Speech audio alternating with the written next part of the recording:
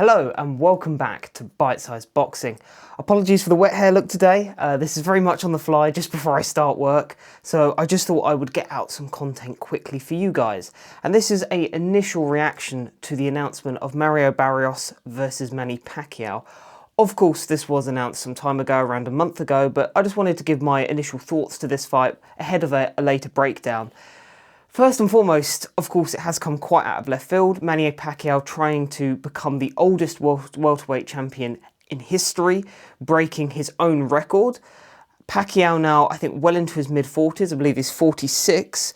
And I have just got his record up in front of me. Of course, just dropped a decision to Yordenis Ugas all the way back in 2021 in a fight that he didn't look good in. And let's be fair, Manny Pacquiao hasn't looked brilliant for a while, of course getting knocked out by Marquez all the way back in 2012.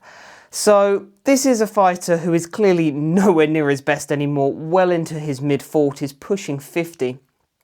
How much has Pacquiao really got left, especially considering the fact he had that exhibition last year, and yes, it was only an exhibition, but if you've seen that exhibition, not only did he look jaded, he looked slow, his reaction times weren't great, he was getting hit. And he was getting hit by somebody who is levels and levels below Mario Barrios. Now, Mario Barrios, let's talk about Mario Barrios. Mario Barrios is not a great fighter.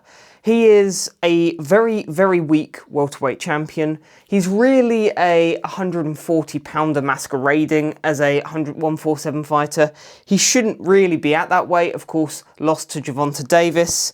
Actually drew his last fight as well to Abel Ramos, as well as losing to a very jaded Keith Thurman, which isn't the best look. That is, of course, the same Keith Thurman that Manny Pacquiao beat.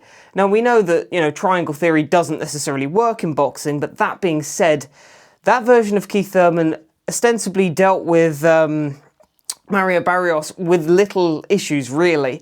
And so you would imagine Mario Barrios going into this fight, despite the fact himself, he really shouldn't be at 147. He's looked relatively jaded himself. I would imagine he's just going to be too youthful for Pacquiao at this point.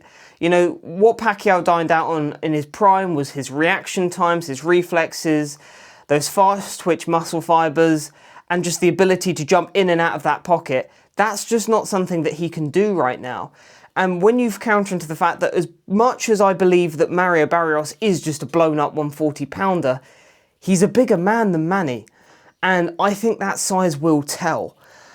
It's a difficult one to really predict going into because we haven't seen Pacquiao in quite some time. So we don't really know, at least in a professional ring, how much Pacquiao has left. All we have to go off is that Ugas fight in which he didn't look brilliant.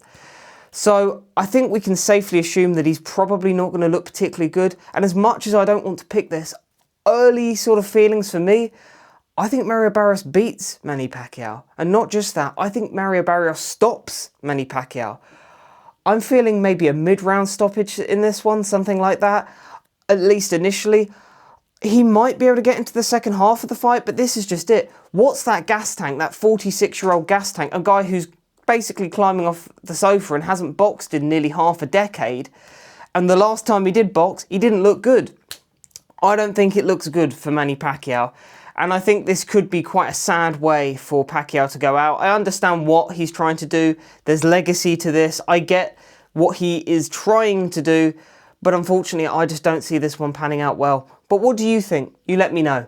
Thank you very much, and you take care. We'll do a bigger breakdown on this closer to the time. See you later.